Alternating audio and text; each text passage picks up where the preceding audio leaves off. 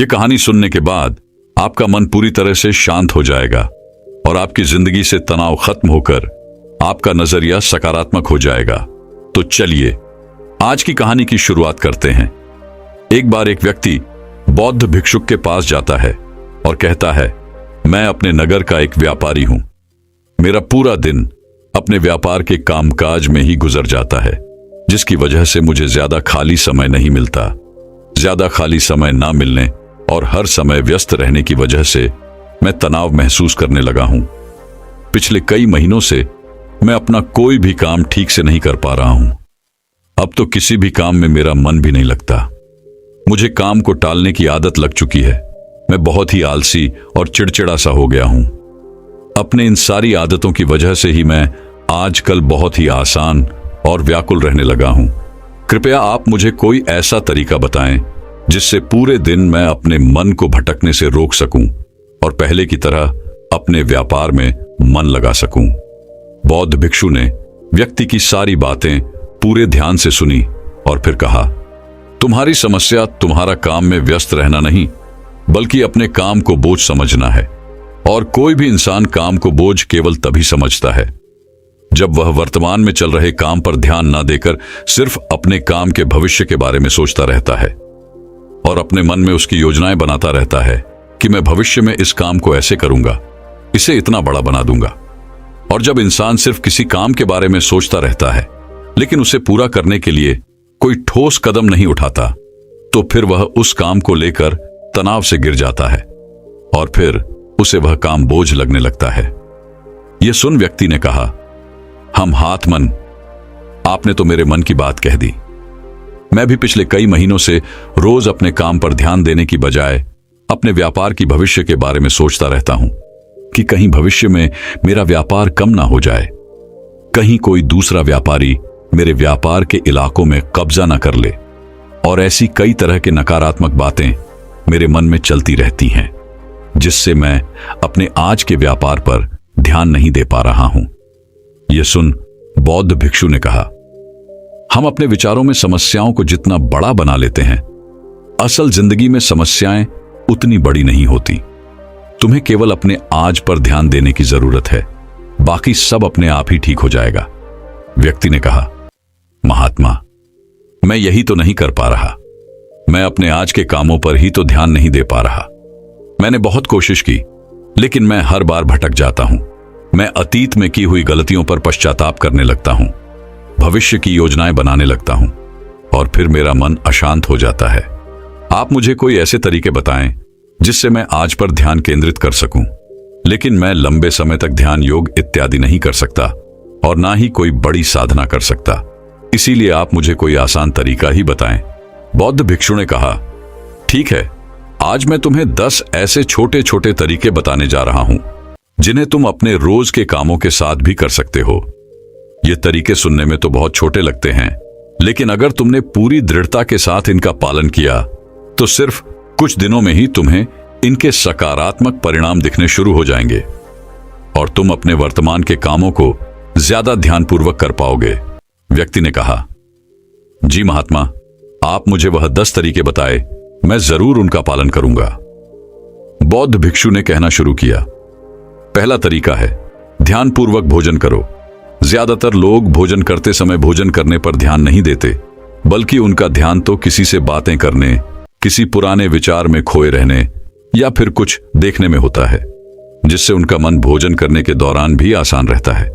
जबकि हमें भोजन की थाली आने के साथ ही उसकी सुगंध, थाली में कौन सा भोजन परोसा गया है, भोजन देखने में कैसा है, इन सब का पूरे ध्यानपूर्वक निरीक्षण करना चाहिए और मन ही मन भोजन बनाने वाला और उस भोजन को उगाने वाले का धन्यवाद करना चाहिए।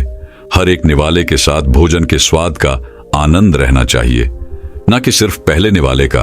अगर तुम पूरे प्रेम के साथ ध्यानपूर्वक भोजन को ग्रहण करते हो तो भोजन के खत्म होने तक तुम्हारा मन एकदम शांत हो जाएगा और तुम अंदर से आनंद महसूस करोगे। और यही कारण है कि पुराने भारतीय समाज में मौन रहकर भोजन करने की परंपरा रही है, क्योंकि मौन होकर ध्यानपूर्वक भोजन करना भी ध्यान करने का एक तरीका है। और न केवल भोजन करते समय, बल्कि अगर तुम रोजमर्रा के अन्य कामों को भी, जैसे कि चलना, नहाना, सफाई करना इत्यादि को भी ध्यानपूर्वक करते हो तो तुम पूरे दिन खुशी और आनंद से भरे रहोगे। बौद्ध भिक्षु ने कहा, दूसरा तरीका है अपने सांसों पर ध्यान दो। सांस प्राकृतिक रूप से चलने वाली एक स्वाभाविक और लयबद्ध प्रक्रिया है। जब हम अपनी आती जाती सांसों पर ध्यान देते हैं तो यह हमें हमारे दिमाग से निकालकर शरीर में ले जाती है। परिणाम स्वरूप हम अपने विचारों की उलझन, भय और चिंताओं से मुक्त हो जाते हैं और यह काम तुम किसी भी समय कर सकते हो। बुद्ध के द्वारा बताई गई विपासना ध्यान विधि में भी अपनी आती जाती सांसों पर ध्यान केंद्रित करने के लिए ही कहा गया है। जब भी तुम तनावग्रस्त हो जाओ या खुद को विचारों में उलझा हुआ पाओ तो तुरंत अपना ध्यान अपनी आती जाती सांसों की तरफ मोड़ दो। कुछ ही पलों बाद तुम महसूस करोगे कि तुम शांत होते जा रहे हो। तुम्हारी सारी उलझने, सारा तनाव गायब हो गया है। और अगर तुम लंबे समय तक अपने सांसों पर ध्यान केंद्रित करने की आदत डाल लेते हो तो तुम खराब से खराब परिस्थितियों में भी खुद को शांत रख पाओगे और अपने वर्तमान के कामों पर ज्यादा लंबे समय तक ध्यान केंद्रित कर पाओगे। सांसों पर ध्यान देना हमें याद दिलाता है कि हम कौन हैं। हमें आभास होता है कि हम वह विचार नहीं हैं जो अभी हमारे अंदर चल रहा है, बल्कि हम तो इससे अलग हैं, इससे ऊपर हैं। दोस्तों, हम केवल अपनी सांसों पर ध्यान देकर बहुत से नए आयामों की खोज कर सकते हैं। हमारे पूर्वजों ने इस पर बहुत काम किया था कि कैसे हम केवल अपनी सांसों पर नियंत्रण रखकर ऐसी ऐसी चीजें कर सकते हैं जो साधारण इंसानी जीवन से परे है। हम अपनी सांसों पर ध्यान देकर खुद को ऐसी स्थिति में ला सकते हैं कि जीवन में आने वाला कोई भी उतार चढ़ाव हमें परेशान नहीं कर सकता। बौद्ध भिक्षु ने व्यक्ति से कहा, तीसरा तरीका है अपने इंद्रियों से जुड़ी हमारी 5 इंद्रियों नाक, त्वचा, जीभ्या, कान और आंखें हमारे शरीर के प्रवेश द्वार हैं। लेकिन जब हम विचारों में खोए रहते हैं तो हम अपनी इंद्रियों को अनुभव नहीं कर पाते कि हमारे आसपास क्या चल रहा है, कैसी सुगंध है, कैसी ध्वनियां आ रही है। जब तक कि यह सारी चीजें इतनी प्रबल ना हो कि यह हमारा ध्यान अपनी ओर खींच ले, हम बस बेहोशी में जिए चले जा रहे हैं। इसीलिए अपने आसपास की चीजों को ठहर कर ध्यान से देखने की आदत डालो।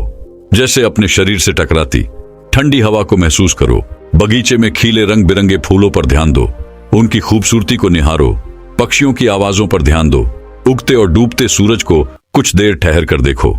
ये सारी छोटी छोटी चीजें तुम्हें तुम्हारे वर्तमान से जोड़ेगी।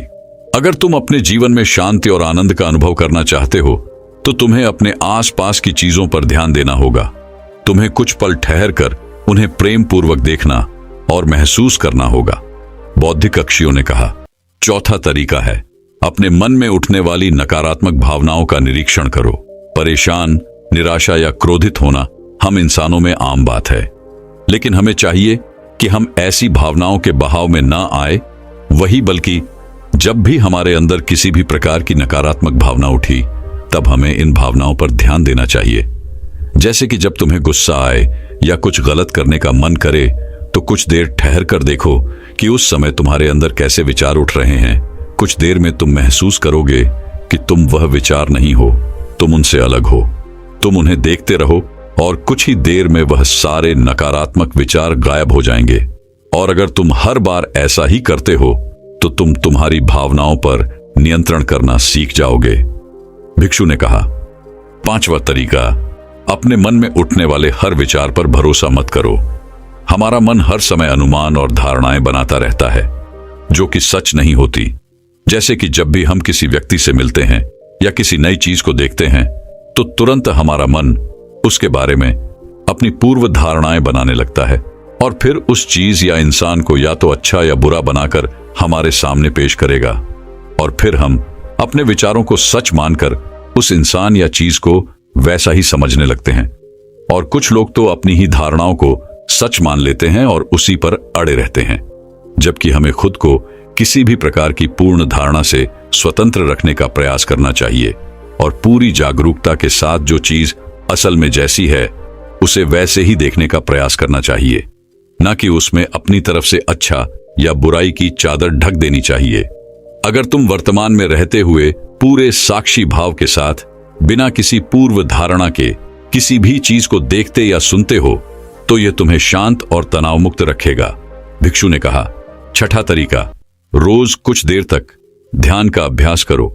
ध्यान करने के लिए घंटों बैठने की जरूरत नहीं है। दिन में 10 मिनट का ध्यान भी जीवन पर सकारात्मक प्रभाव डाल सकता है। रोज ध्यान करने से हमारे जीवन में नई ऊर्जा, उत्साह, शांति और प्रेरणा का आगमन होता है। हम पूरे दिन अंदर से खुश और शांति महसूस करते हैं। रोज ध्यान करने से तुम स्वाभाविक रूप से अपने वर्तमान के क्षणों में रहना सीख जाते हो। भिक्षु ने कहा, 7वां तरीका जो तुम्हारे पास है उसके लिए आभारी रहो। जिंदगी में खुशी लाने का सबसे आसान तरीका है आभार व्यक्त करना। धन्यवाद अदा करने से न केवल जो चीजें हमारे पास हैं उनसे हमें असली खुशी मिलती है, बल्कि जो हम पाना चाहते हैं उसे पाने का रास्ता भी हमें दिखना शुरू हो जाता है। क्योंकि धन्यवाद के भाव से भरा मन समस्याओं की तरफ नहीं बल्कि उनके समाधान की तरफ केंद्रित होता है। जो भी तुम्हारे पास है उसके लिए इस अदृश्य ब्रह्मांडीय शक्ति का धन्यवाद अदा करना तुम्हारे जीवन को जादुई तरीके से बदल कर रख सकता है। तुम्हें यह सोचना चाहिए कि तुम कितने धन्य हो कि तुम्हारे पास एक निश्चित चीज है। उदाहरण के लिए, तुम्हारे पास एक अच्छा व्यवसाय है और न जाने कितने लोग तुम्हारे जैसा व्यवसाय करने की इच्छा रखते होंगे, लेकिन उनके पास नहीं है। भिक्षु ने कहा, 8वां तरीका, दूसरों की बातों को ध्यानपूर्वक सुनो। किसी दूसरे व्यक्ति से बात करते समय यह सोचे बिना कि उसे क्या कहना है या उसकी बात का कैसे जवाब देना है, तुम्हें पूरे ध्यानपूर्वक सामने वाले की बातों को सुनना चाहिए। तुम्हें सामने वाले से बात करनी है, उसे जवाब देने के लिए नहीं बल्कि उसकी भावनाओं को समझने के लिए। जब तुम किसी से बात करो तो अपने कान, दिल और अंतर्मन से उसकी बातों को सुनो और समझो। ऐसा करना सामने वाले से तुम्हारे रिश्ते को तो मजबूत करेगा ही, साथ ही यह तुम्हारे लिए एक अभ्यास है अपने धैर्य और एकाग्रता को बढ़ाने का। और जब हम ज्यादा सुनते और कम बोलते हैं तो हम बहुत सी परेशानियों से भी बच जाते हैं, जिससे हमारा मानसिक तनाव भी कम रहता है। और याद रखो, किसी भी इंसान की बातों को ध्यानपूर्वक सुनना उसे सम्मान देने का सबसे अच्छा तरीका है। भिक्षु ने आगे कहा, 9वां तरीका, अपने महत्वपूर्ण कामों के लिए एक समय निर्धारित करो।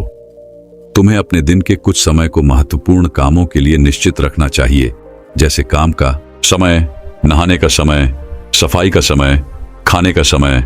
महत्वपूर्ण कामों को समय के साथ बांटना यह सुनिश्चित करता है कि वे चीजें बिना किसी बाधा के नियमित रूप से होती रहें।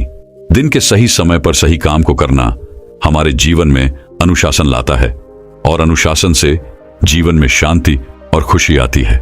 भिक्षु ने कहा, 10वां और अंतिम तरीका, अपने रोजमर्रा के कामों में जागरूकता लाने का प्रयास करो। तुम जब भी किसी काम को करो तो उसे वर्तमान में रहकर करने की कोशिश करो। हर बार तुम्हारा मन अपने विचारों में खो जाएगा, लेकिन तुम्हें फिर से खुद को वर्तमान क्षणों में वापस लाना है। और यह तुम्हें हर बार करना है जब तक कि यह तुम्हारी आदत ना बन जाए। और साथ ही तुम यह देखने का भी प्रयास करो कि उस काम को करते वक्त तुम्हारे अंदर किस तरह के विचार उठ रहे हैं। यह एक छोटा सा अभ्यास तुम्हें वर्तमान में जीने में तुम्हारी मदद करेगा। भिक्षु ने आगे कहा, शांति और आनंद कोई घटना नहीं है, बल्कि यह एक प्रक्रिया है जो हमारे जीवन के साथ साथ चलती है, अगर हम जागरूक रहकर जीना सीख जाते हैं। इतना कहकर बौद्ध भिक्षु मौन हो गए और वह व्यापारी उनका धन्यवाद करते हुए वहां से चला गया। तो दर्शकों, चलिए अब तनाव के ऊपर हमारे दूसरे कहानी की शुरुआत करते हैं। एक बार एक बड़े राज्य के राजा को एक सन्यासी से प्रेम हो गया। सन्यासी रहता था राज्य के पास वाले एक जंगल में। वह एक पेड़ के नीचे अपनी धुनी रमाए बैठा रहता, अपनी मस्ती में मस्ती, बिना किसी चिंता, बिना किसी तनाव की। उसकी शांति लोगों को अपनी तरफ आकर्षित करती। जो भी उसके पास बैठता उसका मन भी शांत हो जाता। उस सन्यासी की अद्भुत शांति लोगों से दुलार करती, उनको अपनी तरफ चुंबक की तरह आकर्षित करती।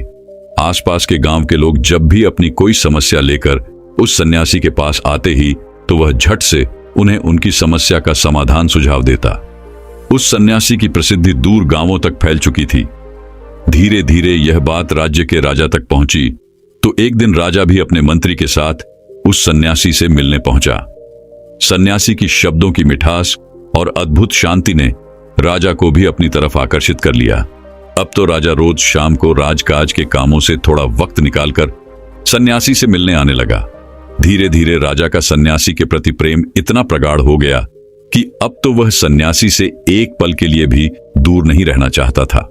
एक शाम वह जब अड़ गया कि आज तो आपको मेरे महल में चलना ही पड़ेगा। सन्यासी ने खूब मना किया, तरह तरह के कारण बताए, लेकिन राजा ने सन्यासी की एक न सुनी। अंततः सन्यासी को राजा के महल आना ही पड़ा। राजा महल में सन्यासी को अपनी ही तरह की सूक्ष्म गद्दी देता, उसे पूरा मान सम्मान देता। राज्यसभा में सन्यासी राजा से केवल एक सीढ़ी नीचे की कुर्सी पर ही बैठता। दोनों हमेशा साथ रहते। एक बार दोनों एक जंगल में शिकार के लिए गए और शिकार का पीछा करते करते रास्ता ही भटक गए। दोनों अकेले ही गए थे, उनके साथ कोई सैनिक इत्यादि नहीं था। सन्यासी, राजा और उनका घोड़ा, यह तीन ही थे। रास्ता खोजते खोजते सुबह से शाम हो गई, लेकिन उन्हें महल वापस लौटने का रास्ता नहीं मिला। दोनों बहुत थक चुके थे और उन्हें जोरों की भूख भी लगी थी, लेकिन कुछ खाने को नहीं मिल रहा था। तभी राजा की नजर वृक्ष पर लगे एक फल पर पड़ी। उस वृक्ष पर केवल एक ही फल लगा हुआ था। राजा ने तुरंत पेड़ पर चढ़कर उस एक फल को तोड़ दिया। राजा का मन तो कर रहा था कि वह उस पूरे ही फल को खा लिए, लेकिन वह उस सन्यासी से प्रेम ही इतना करता था कि वह उसे बिना खिलाए कुछ भी नहीं खाता था। राजा ने फल के 6 टुकड़े किए और उसमें से 3 टुकड़े सन्यासी को देने लगा। पहले तो सन्यासी ने फल लेने से मना किया, लेकिन फिर राजा के बार बार आग्रह करने पर उसने वह तीनों टुकड़े ले लिए और उन्हें खाने लगा। अपने हिस्से के फल खाने के बाद सन्यासी ने कहा, वाह, अद्भुत मजा आ गया। इतने स्वादिष्ट फल तो मैंने अपनी जिंदगी में आज से पहले कभी नहीं खाए। कृपया कर एक फल और दे दीजिए। वह राजा उस सन्यासी से बहुत प्रेम करता था, इसलिए उसने अपने हिस्से में से बल्कि एक भाग सन्यासी को और दे दी। वह सन्यासी उस फल को खाने के बाद कहता है, अद्भुत, अति स्वादिष्ट, कृपया कर एक फल और दे दे। उस सन्यासी की यह बात सुन राजा को थोड़ा बुरा लगता है, क्योंकि फल एक ही था और भूखे दोनों थे। लेकिन उस राजा का उस सन्यासी के प्रति प्रेम भी इतना था कि वह अपने हिस्से में से दूसरा भाग भी उस सन्यासी को दे देता है। वह सन्यासी झट से उस दूसरे भाग को भी खा लेता है और कहता है, वाह, बहुत खूब आनंद आ गया। अगर एक फल और मिल जाए तो मजा ही आ जाए। कृपया कर एक फल और दे दीजिए। यह सुन राजा उस सन्यासी से कहता है, यह तो गलत है। भूखा तो मैं भी हूं, कम से कम एक तो खाने दो। तभी सन्यासी लपक कर राजा के हाथ से वह आखिरी फल भी छीन लेता है। राजा ने कहा, रुको, अब तो तुम सारी सीमाएं लांघ रहे हो। मैं तुमसे इतना प्रेम करता हूं, तुम मुझसे जरा भी प्रेम नहीं करते। क्या तुम्हें मेरी भूख नहीं दिख रही? मैं भी तो तुम्हारे साथ सुबह से भटक रहा हूं। इतना कहकर राजा ने वह आखिरी फल सन्यासी के हाथ से छीन लिया और अपने मुंह में रख लिया। जैसे ही राजा ने उस फल को अपने मुंह में रखा, तुरंत ही उसे थोप दिया, क्योंकि वह फल कड़वा जहर था। इतना कड़वा जिसकी कोई सीमा नहीं। राजा ने उस सन्यासी से कहा, तुम पागल हो, इतना कड़वा फल तुमने कैसे खा लिया? तुमने मुझसे शिकायत क्यों नहीं की? उस सन्यासी ने कहा, जिन हाथों से इतने मीठे फल खाने को मिले हैं, उनकी शिकायत, वह भी सिर्फ एक कड़वे फल के लिए उचित न थी। यह सुन राजा उस सन्यासी को अपने गले से लगा लेता है। दोस्तों, वह राजा हमारी जिंदगी है और वह सन्यासी हम खुद। हमारी जिंदगी ने हमें न जाने कितने सारे मीठे फल दिए हैं, लेकिन हम हमेशा उन थोड़े से कड़वे फलों के लिए शिकायत करते रहते हैं जो जिंदगी ने हमें दिए हैं। हमारी जिंदगी में हजारों अच्छी चीजें हैं, लेकिन हम कुछ थोड़ी सी खराब चीजों के लिए हमेशा रोते रहते हैं। जिंदगी को, किस्मत को, माँ बाप को, परिस्थितियों को दोष देते रहते हैं, जबकि जीवन की ज्यादातर परेशानियां हमने खुद ही पैदा की होती हैं। अपने समय को बर्बाद करके, लालच करके, झूठ बोलकर, मेहनत ना करके। लेकिन हम खुद के अंदर झांकने की बजाय दूसरों को दोष देते रहते हैं। हम जिंदगी की अच्छाइयों को देख ही नहीं पाते, बस इसी बात में उलझे रहते हैं कि जीवन में कौन कौन सी कमियां हैं। और यही सबसे बड़ी वजह है हमारी दुख की, चिंता की, परेशानी की, असफलता की। क्योंकि जो कुछ भी हमारे पास है, हम उसके लिए आभार से भरे हुए हैं। हमारे अंदर केवल शिकायतें हैं। इसलिए जो कुछ भी आपके पास है, उसके लिए सौभाग्य से भर जाओ, धन्यवाद अदा करो उस ब्रह्मांडी शक्ति का, आपको यह सब देने के लिए। हम जिस भी चीज के लिए आभार से भर जाते हैं, वह चीजें कई गुना होकर हमारे पास वापस आती हैं। इसलिए आपके जीवन में जो कुछ भी अच्छा हो रहा है, और अगर आप चाहते हैं कि वो कई गुना होकर आपके पास वापस आए, तो अब हर उस चीज के प्रति अब वह भाग्य से भर जाओ। फिर चाहे वह धन हो, अच्छे रिश्ते हो, मान सम्मान या पद प्रतिष्ठा। अचानक से आप महसूस करेंगे कि जिन रिश्तों से आपको खुशी नहीं मिल रही थी, जो चीजें आपको खराब लगती थी, जिनके लिए आपके अंदर कोई सम्मान नहीं था, आप उनसे संतुष्ट नहीं थे, उन्हीं रिश्तों से आपको खुशी मिलने लगी है। आप ज्यादा संतुष्ट और खुश रहने रखेंगे। धन्यवाद का भाव यानी पावर ऑफ ग्रेटिट्यूड इंसानी जीवन के लिए किसी चमत्कार से कम नहीं है, क्योंकि यह हमारे विचारों को पॉजिटिविटी की ओर ले जाता है। दोस्तों, अगर हम एक कागज देकर उसमें एक तरफ ये लिखें कि हमारे पास क्या क्या है और दूसरी तरफ ये लिखें कि जीवन में कौन कौन सी कमियां हैं, तब हम जान पाएंगे कि जो अच्छी चीजें हमारे पास हैं उनकी लिस्ट तो खत्म ही नहीं हो रही, लेकिन कागज के दूसरी ओर कि जीवन में कौन कौन सी कमियां हैं, तो हम पाएंगे कि वहां केवल इतनी ही कमियां हैं जिन्हें हम अपनी उंगलियों में गिनकर ही खत्म कर सकते, जैसे कि धन की कमी, समय की कमी, रिश्तों में कड़वाहट इत्यादि। और जीवन की ज्यादातर समस्याएं हमारी खुद की बनाई हुई हैं। अगर हम चाहे तो थोड़ी सी ज्यादा मेहनत करके, अपने समय का सही उपयोग करके, अपने रिश्तों को थोड़ा सा ज्यादा समय और सम्मान देकर अपने जीवन की ज्यादातर समस्याओं को खत्म कर सकते हैं। लेकिन हमारा ध्यान समाधान की बजाय समस्या की तरफ ज्यादा होता है, और यही हमारे दुख और तनाव का एक बड़ा कारण है। अगर हम ध्यान से देखें तो हमारे आसपास ही ऐसी बहुत सी चीजें हैं जिनके लिए हम इस पल का धन्यवाद कर सकते हैं। स्वच्छ हवा पीने के लिए साफ पानी, स्वस्थ शरीर, हमारी आंखें, हमारे कान, हाथ पैर इत्यादि। अच्छी आंखों का होना कितना बड़ा सौभाग्य है, यह उस इंसान से पूछो जो अंधा है। अच्छे कानों की कीमत उससे पूछो जो बहरा है। स्वस्थ शरीर का महत्व उससे पूछो जो बीमार है। अगर ऐसे लोगों को एक चीज वरदान प्राप्त करने का केवल एक मौका मिले, तो ये लोग सबसे पहले अपने शरीर को स्वस्थ करने का वरदान मांगेंगे। इसलिए अगर हमारे पास एक स्वस्थ शरीर है तो इसके लिए इस पल का धन्यवाद तो बनता है। अगर आज रात हम अच्छा खाना खा पा रहे हैं तो इसके लिए भी इस पल का धन्यवाद करो, क्योंकि आज रात दुनिया में लाखों लोग भूखे सोने वाले हैं। कम से कम हम उनमें से तो नहीं हैं। पुराने चाइना में एक बहुत बड़ा सन्यासी हुआ, मुझे उसका नाम याद नहीं आ रहा। एक बार वह अपने कुछ शिष्यों के साथ नदी से स्नान कर वापस लौट रहा था। तभी अचानक उसका पैर रास्ते में पड़े एक पत्थर से टकरा गया। उसके अंगूठे में जोरों की चोट लगी और उसका पूरा पैर लहूलुहान हो गया। लेकिन उस सन्यासी ने तुरंत ही उस पत्थर को उठाकर रास्ते से किनारे फेंका और हाथ जोड़कर परमात्मा का धन्यवाद करने लगा। यह देखकर उसके शिष्यों ने पूछा, आप ये क्या कर रहे हैं? यह भी कोई धन्यवाद करने वाली बात है? सन्यासी ने कहा, धन्यवाद कर रहा हूं कि अंगूठे के चोट से ही काम हो गया, वरना सर के बल भी गिर सकता था, सर भी फूट सकता था, जान भी जा सकती थी। इसीलिए धन्यवाद कर रहा हूं कि सिर्फ इतना सा दर्द देकर ही मुझे बड़े दर्द को सहने से ही बचा लिया।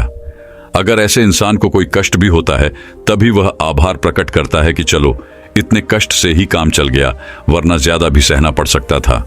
अब ऐसी सोच रखने वाले इंसान को कौन सी परेशानी दुख दे सकती है?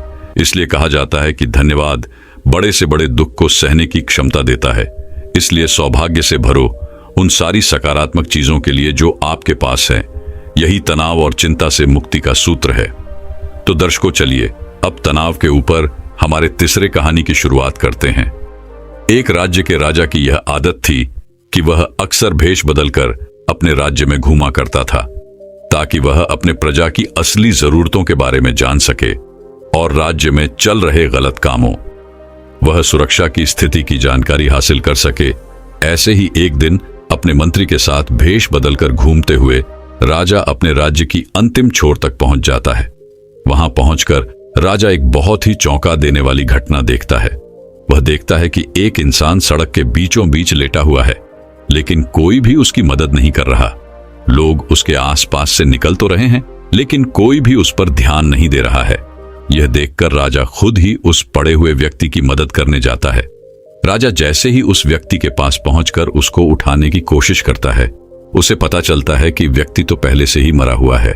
यह देखकर राजा मदद के लिए लोगों को आवाज लगाता है, लेकिन जो भी वहां से गुजरता उस मरे हुए व्यक्ति को देखकर अपना मुंह बनाता और वहां से चला जाता। इस तरह से कोई भी राजा की मदद करने के लिए नहीं रुका। अंत में राजा ने ही वहां से गुजरने वाले एक व्यक्ति का हाथ पकड़कर उसे रोकते हुए पूछा। मैंने लोगों को इसकी मदद के लिए आवाज लगाई, लेकिन कोई भी इसके पास तक नहीं आया। आखिर ऐसी क्या बात है कि लोग इस व्यक्ति को छूना तक नहीं चाहते? यह सुनते ही उस व्यक्ति ने मुंह बनाते हुए जवाब दिया, सब इसके कर्मों का फल है। यह हमारे नगर का सबसे बड़ा पापी है। इसने अपने पूरे जीवन काल में सिर्फ बुरे कर्म किए हैं। यह कहता हुआ वह व्यक्ति भी वहां से चला गया। उस राहगीर के मुंह से ऐसी बातें सुनकर राजा अपने मंत्री की मदद से उस मृत व्यक्ति को उठाता है और लोगों से पता पूछकर उसे उसके घर तक ले जाता है। अपनी मृत पति को देखकर उसकी पत्नी जोर जोर से रोने लगती है। तभी थोड़ी देर बाद राजा उसकी पत्नी से लोगों का उसके पति के प्रति जो व्यवहार था उसके बारे में बताता है, जो उसने सड़क पर देखा था। राजा की बातें सुनकर उसकी पत्नी ने अपने पति की तरफ सम्मान भरी दृष्टि से देखते हुए पूरे आत्मविश्वास के साथ कहा, मैं इस बात को अभी सिद्ध कर सकती हूं कि मेरे पति एक बहुत ही अच्छे इंसान थे। यह सुनकर राजा चौंक जाता है और कहता है, लेकिन लोग तो कह रहे थे कि यह एक पापी व्यक्ति है।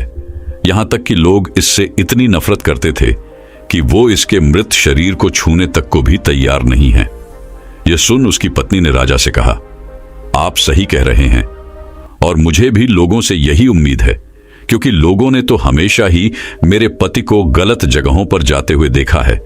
लेकिन सच्चाई तो यह है कि मेरे पति हर रोज शराब की दुकान पर जाते थे और वहां से शराब की कुछ बोतलें खरीद लाते और फिर उस पूरी शराब को नाली में फेंक देते, ये कहते हुए कि मुझे उम्मीद है कि इससे वो लोग बुरे कर्म करने से बच जाएंगे जो इस शराब को पीने वाले थे। फिर उसके बाद रात में मेरे पति उन स्त्रियों के पास जाते हैं जो देह व्यापार करके अपना जीवन यापन करती हैं। उनमें से कुछ स्त्रियों को वह पूरे रात की कीमत देकर उन्हें दरवाजा बंद कर लेने के लिए कहते, जिससे कम से कम उस रात तो उनके पास कोई न जाए। उसके बाद वह घर वापस आते ही और भगवान का धन्यवाद अदा करते कि उनकी कृपा से ही आज वह कुछ और दो पर हो रहे अत्याचार को कम कर सके और कुछ जवान लड़कों को गलत कर्म करने से रोक सके। तो लोग अक्सर मेरे पति को ऐसी जगहों पर जाते हुए देखते थे और समझते थे कि मेरे पति शराबी और खराब नियत के हैं। मैं अक्सर अपने पति से कहती थी कि याद रखना, जब तुम मरोगे तो कोई तुम्हें छुएगा भी नहीं और तुम्हारी अर्थी को भी कोई कंधा देने वाला नहीं होगा। मेरी इस बात पर अक्सर मेरे पति हंस देते और कहते, तुम देखना, मेरी अंतिम यात्रा पर स्वयं राजा और इस शहर की सबसे बड़े और सम्मानित लोग मेरी अर्थी को कंधा देंगे और मेरी अंतिम क्रियाकर्म को पूरा करेंगे। उसकी पत्नी के मुंह से ऐसी बातें सुनकर राजा के आंखों में आंसू आ गए और उसने कहा, मैं ही इस राज्य का राजा हूं और कल सुबह मैं और मेरे मंत्री इसकी आखिरी यात्रा पर इसकी अर्थी को कंधा देंगे और इसका अंतिम संस्कार करेंगे। हम भी अक्सर यही सोचते हैं कि लोग क्या कहेंगे और अपनी इस सोच की वजह से हम कभी भी वह नहीं कर पाते जो हम करना चाहते हैं, जिसे करने से सच में हमें खुशी मिलती है। तो इस कहानी से हमें यही सीख मिलती है कि लोग क्या कहेंगे, इस बात की परवाह किए बिना हमें वह करना चाहिए जो करना सही है, जिसे करने से हम सच में खुश रह सकते हैं। क्योंकि जब हमारे अच्छे कर्मों को कोई नहीं देख रहा होता है तो सिर्फ भगवान देख रहा होता है। दोस्तों, मैं उम्मीद करता हूं कि यह कहानी सुनने से आपके जीवन में अच्छे बदलाव आए होंगे। आपको इस वीडियो से क्या सीखने मिला, ये कमेंट करके जरूर बताइए और अपने परिवार, दोस्तों या आपके करीबी इंसान के साथ ये कहानी शेयर करके उन्हें भी इस ज्ञान से परिचित करवाए। बाकी अगर आपको ये वीडियो दिल से अच्छी लगी हो तभी इस वीडियो को लाइक कर देना और आपने अब तक इस चैनल को सब्सक्राइब न किया हो तो चैनल को सब्सक्राइब भी जरूर कर देना। आपका हर दिन शुभ हो और खुशियों से आपका जीवन भरा रहे। धन्यवाद। नमो बुद्धाय।